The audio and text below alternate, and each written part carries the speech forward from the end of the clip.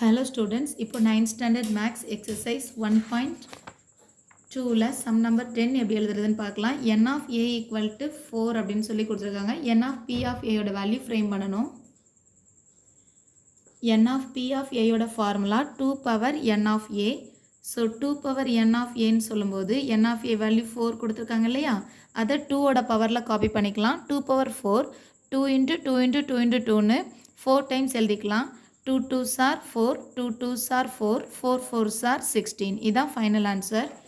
Second question n of a value 0 கொடுத்துருக்காங்க, n of p of a யோட value கேட்டிருக்காங்க. So same formula தான். n of p of a equal to 2 power இந்த n of a இல்லையா, 2 power n of a. So இந்த பிளேஸில் 0 copy பண்ணிக்கலாம். 2 power n of a, 2 power 0னா answer 1. Anything power 0 value 1. எப்படி எனிதிங் பவர் 0 வேல்யூன்னா 2 power 5 எடுத்துக்கலாமா. 5 minus 5னா இந்த 2 power 0 கிடைக்கும்.